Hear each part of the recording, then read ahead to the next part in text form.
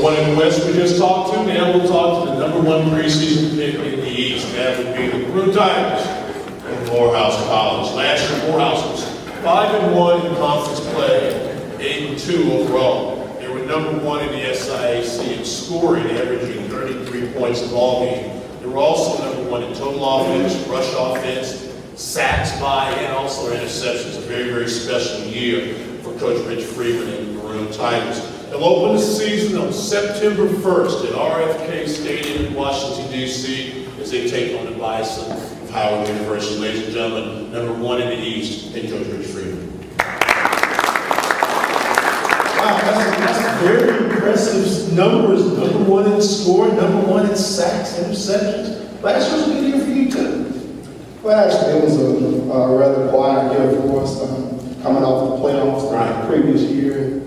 To finish the season up with only one Division II loss, to have to stand in front of the team and tell them that we hadn't been selected to the playoffs, and also hadn't been selected to go to the Pioneer Bowl, it was pretty devastating for us. So, you know, all the accolades that we achieved in terms of statistics, number one offense, we were ranking high in terms of defense as well. Yeah. We're trading all in for, you know, a playoff or a conference championship, or at least a Pioneer Bowl.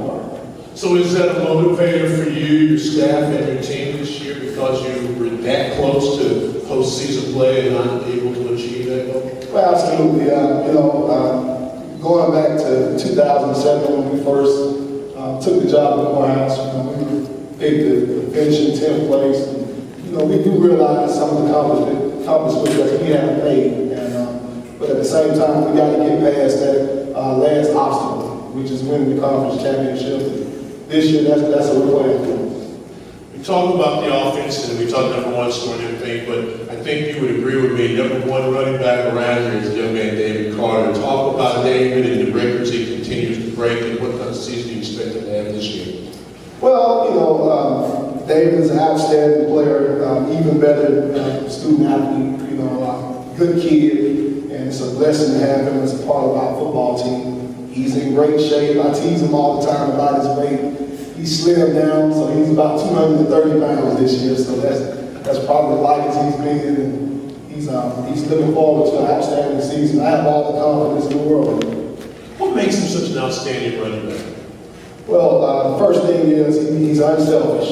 You know, he's the type of kid. We've been blessed with to be 3 and 4 deep and running at the running back position. We feel like our second and third team players could go to other places and be first team players, and we still have that luxury. And, you know, David is the type that, you know, even when he was on pace to break up the NCAA record this season, he would still tap himself out to get another running back in. So, you know, he's unselfish, and you know, that provides for good camaraderie. He's not a prima donna type player. He's a good player that still doesn't realize that he's good. So that to me, that's the X factor.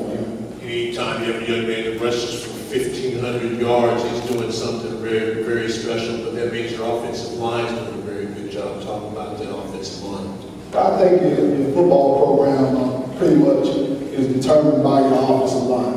You know, the offensive line is the tempo setter for your overall football program. We've been blessed to be good in the trenches for the last 5 years, excluding the first year.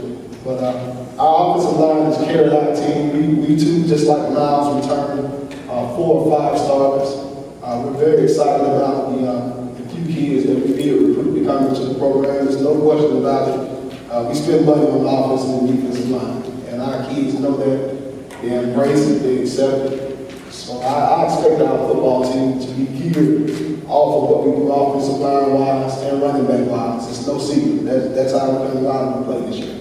Defensive players, you know, Elijah Anderson, we just looked at numbers, 72 tackles, Brandon Houston right behind him at 71. You've got a guy, Scotty Williams, who's one of the top sack masters in the SIAC 11. So defensively, you got to feel pretty comfortable with it. And we're very excited about Scotty Williams coming into the season. We had to list him at 7 games last year, 7 games played, so the stats would show up in the NCAA. But that kid played in 4 games. He had 11 quarterback sacks in 4 games, so we're excited about that. We're also excited about a another defensive end that we had transfer in from the University of Illinois. We've been pretty strong on the inside. Now we feel like we'll be strong inside and outside. That should complete our defensive line.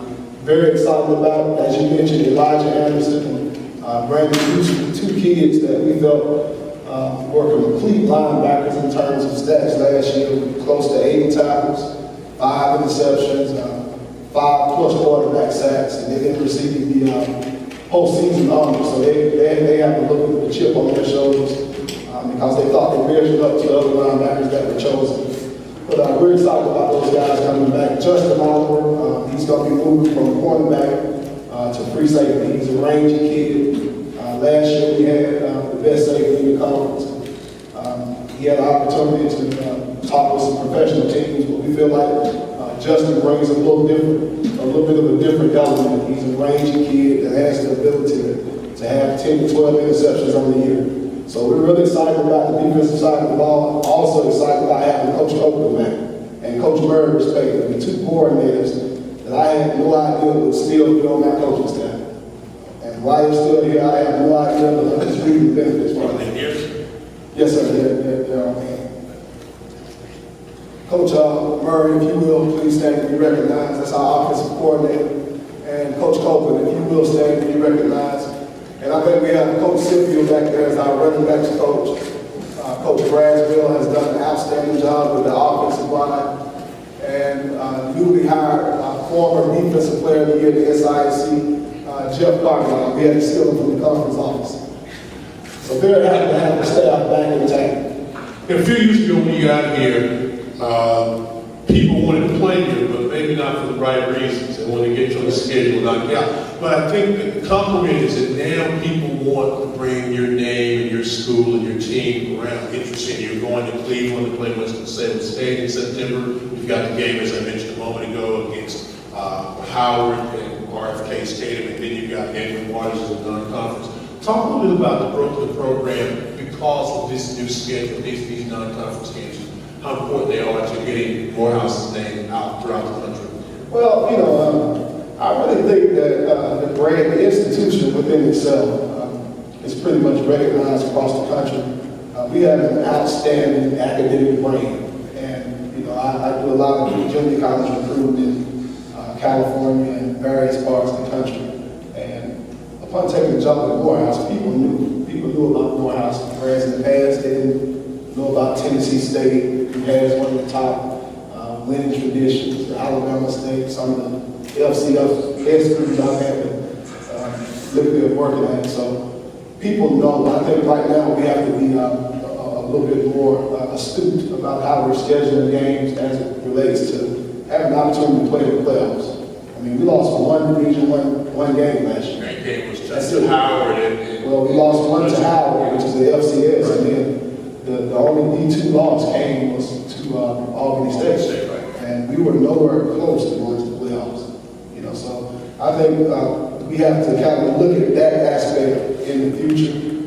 It's good to play Howard, it's good to play Hampton, it's good to play NAIA school. And, we have some type of arrangement with them from a previous season. But it's bad for me to stand up and tell the kids after the season. But when they have astronomical offensive and defensive statistical numbers, it's hard for me to tell them, hey, look, you had a mediocre season, the season is over with, go ahead and just focus on your academics now. That's tough. So we have to really be sharp about, scheduling Division II games, giving ourselves the best possible opportunity and being recognized.